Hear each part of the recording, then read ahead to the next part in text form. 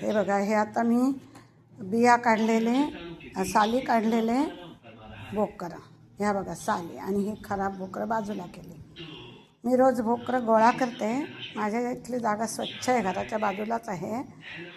माझ्या घराची डागडुजी केली तेव्हा आजूबाजूची मी एक असंच जंगली झाड म्हणून भोकराचं ठेवून दिलं, आणि त्या भोकरीला आता 2-3 वर्षानंतर भोकरं यायला लागले. हे भोकरं मी सर्वांना देते, कोणाकोणाला पाहिजे, कोणाला हे करायला जमते त्यांना वाटते. मी भाजीसुद्धा केली होती यूट्यूबवर बघून भोकरांची, खूप छान झाली होती बेसन पेरून.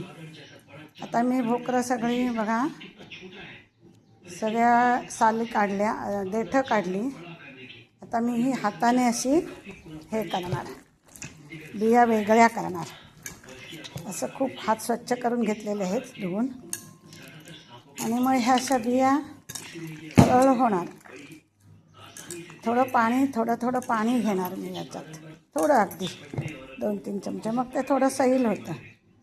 असं वेळ लागतं थोडा, असं घोटून घ्यायचं, आणि मग हळूहळू हे बघा, हे असं हळूहळू बिया वगैरे. एवढं चिकट असतं, मला पण करायला हे वाटायचं, मी पण एवढे वर्ष कधी केलं नाही, पण म्हटलं चला बघूया, आता ट्राय करूया. पहिला मी केला भोकरांचा, आम्ही त्याला खापूरला म्हणतो, ॲक्च्युली केकसारखाच तो असतो, साणन म्हणून बोलतात, तसं ते होतं. पूर्वी आम्ही कोंड्याचा खापूरला करायचो असा.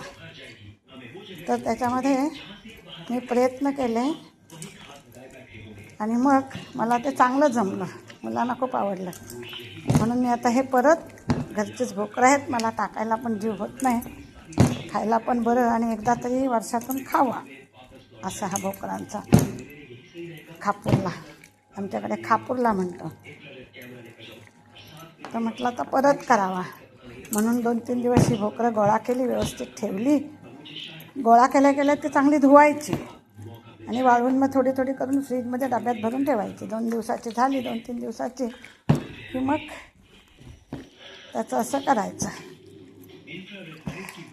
पदार्थ छान. आता सगळं झालं की मी परत तुम्हाला दाखवेन.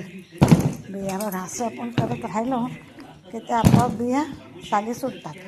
आणि मग बिया वेगळ्या केल्या की मग अगदी एक ना एक बी काढायची, नाही तर आपलं मिक्सरचं भांडं खराब होणार.